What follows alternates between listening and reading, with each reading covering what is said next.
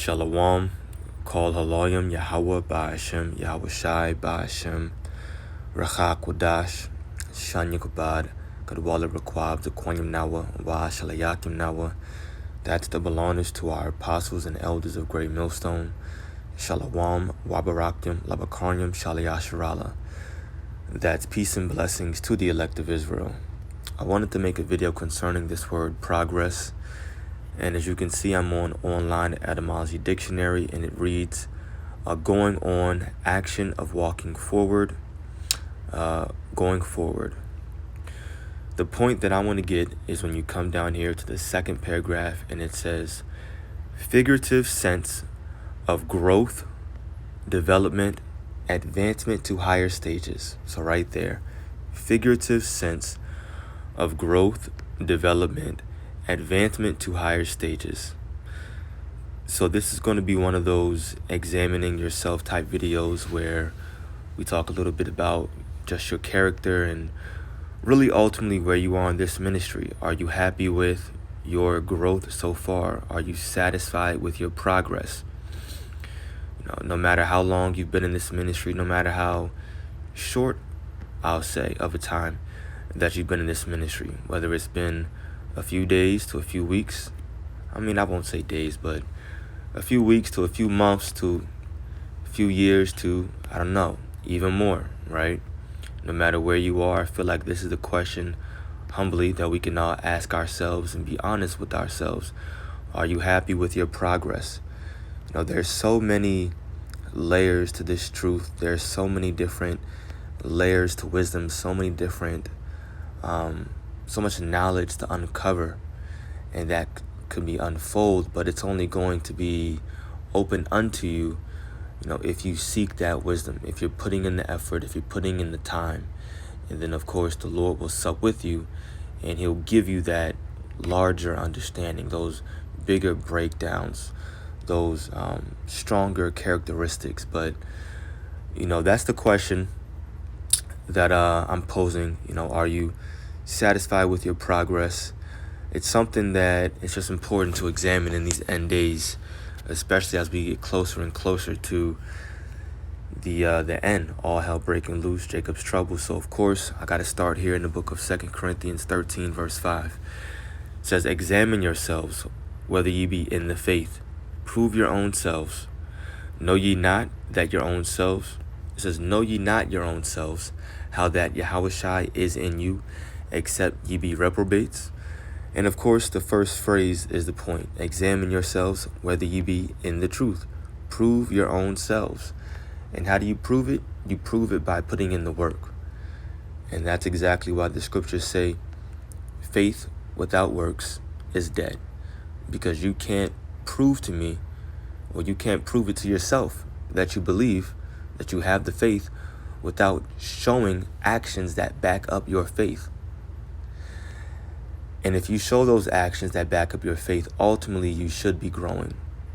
You should be progressing in a proper manner that leads you to having specific attributes and characteristics that'll keep you strong and standing in these evil days to come, because that's what it's all about. It's all about us being purified by the word, by the Holy Spirit, no matter what kind of trials or tribulations that may bring about. But then ultimately, you grow from it. You make a step forward in the right direction, right? And you're developing into the man, or I'll even say woman, that Yahweh Ba'ashem, Yahweh Shai wants you to ultimately be. So, step one is to examine yourself. Right, now I'm going to jump over to, what's my next precept? I know I want Ecclesiastes, I got Hebrews. But before that, I'm just going to do it like this. 1 Corinthians 15, and the last verse, which is verse 58. Therefore, my beloved brethren, be ye steadfast, unmovable, always, this is the point, always abounding in the work of the Lord. Always abounding in the work of the Lord. What does that mean? It means that you shouldn't be on the same level as you were, I'll just say, 4 to 6 months ago. That's an adequate amount of time for you to have learned something more in this ministry, for you to have a better understanding of some breakdowns, for you to have reached out to a few brothers, talked to them, just see how they were doing. Showing brotherly love. Maybe that's your step forward in this ministry. You're not too good at it. You haven't done it. You're just not used to doing it in the world. Well, now you push yourself forward to do that, right? You motivate yourself to get out your comfort zone. Maybe that's what it is for you. Or like I was getting into, maybe it's you studying more. Maybe you're not too good at the breakdowns. Maybe, the breakdowns of Daniel or the breakdowns of Revelation, they don't really stick with you too much. So it may be good for you every now and then just to review your notes. Go back over.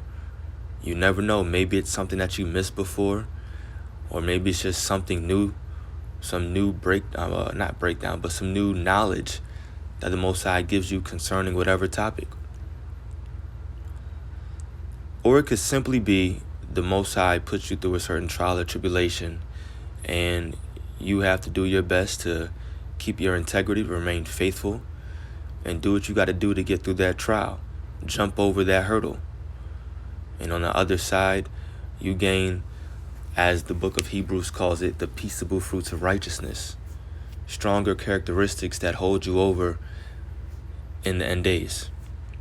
All that comes with abounding in the work of the Lord. Let's get that word abounding.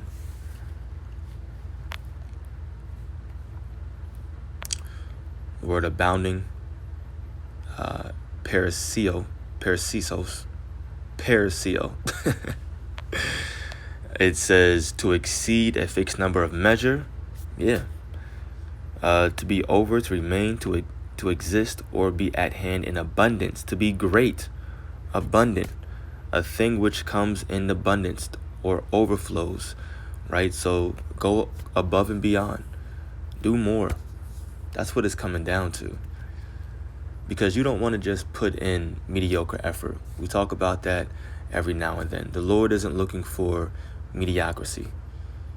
Like, you can take one of Esau's classes and you can pass on a C. You can pass on a C minus or goddamn D plus. 69% you passing, depending on the class. But that's not going to cut it. Even a B plus effort is not going to cut it. The Lord is looking for A plus 100% effort. You striving to, increase or strengthen your spirit. You're striving every single day, and you're fighting the flesh. You may not win every single day, but at the end of the day, ultimately you're overcoming and you're winning. That's what it's all about. The Lord wants to see you strive for the truth unto death, and he shall fight for you. That's Sirach 4 verse 28. Right? So abound. Next precept. Only have 2 more. It's not going to be super long. Ecclesiastes 9 verse Ecclesiastes 9 verse 10. Whatsoever thy hand findeth to do, do it with thy might. Remember, abound in the work of the Lord. And what are we doing? We're doing the Lord's work. We're going out there on the highways and byways. We're making these videos. We're offering our bodies as a living sacrifice. Right? We're studying. That's even the work of the Lord. You're studying to show yourself approved. So whatsoever thy hand findeth to do, do it with thy might, meaning do it with your strength. Give an A+ effort. Don't be lazy. And the scriptures say that if you're lukewarm, the Lord will spew you out of his mouth. Meaning he'll kick you out of this ministry. And you don't want that to happen. That fear should motivate you. The fact that it could happen, it should make you want to go hard in this ministry. Right? So, whatsoever thy hand findeth to do, do it with thy might. For there is no work, nor device, nor knowledge, nor wisdom in the grave whither thou goest. So be a profitable servant. Last precept is the book of Hebrews, chapter 6.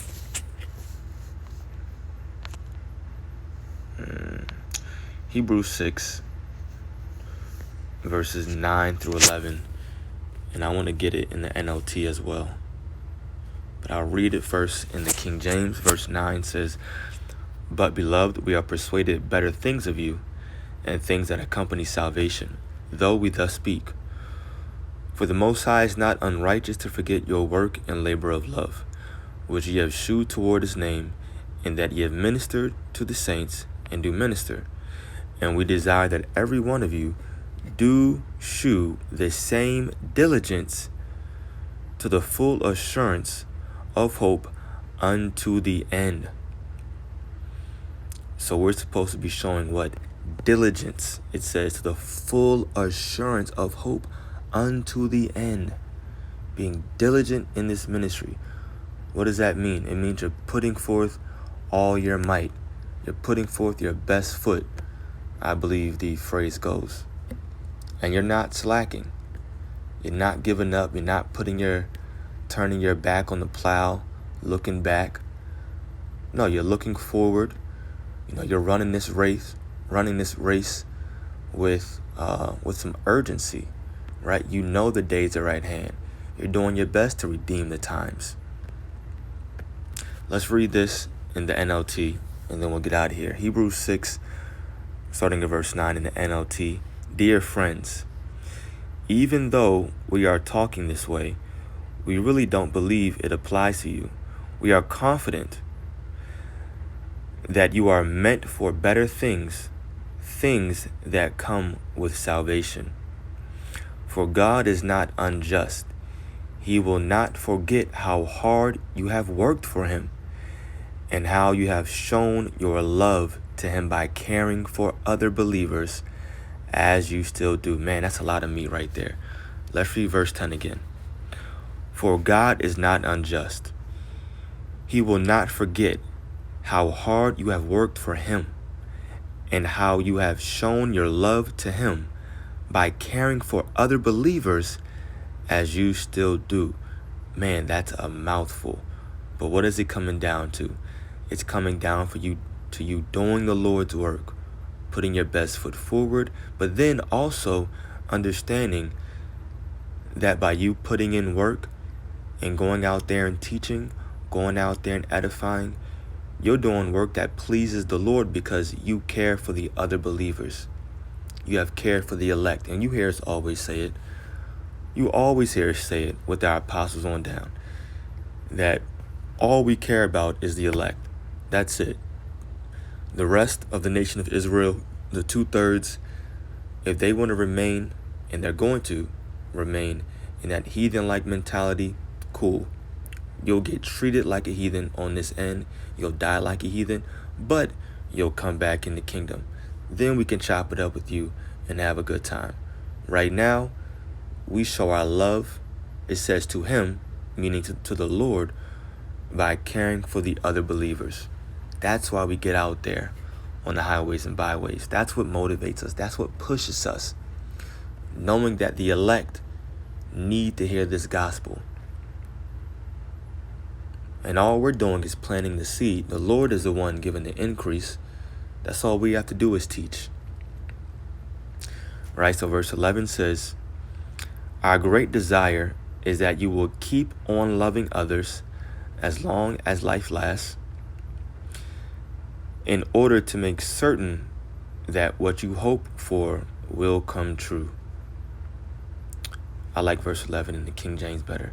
"And we desire that every one of you do show the same diligence to the full assurance of hope unto the end." That's what it's all about, man. Doing this work unto the end. The scriptures say, to him that, I know it's in Matthew 24.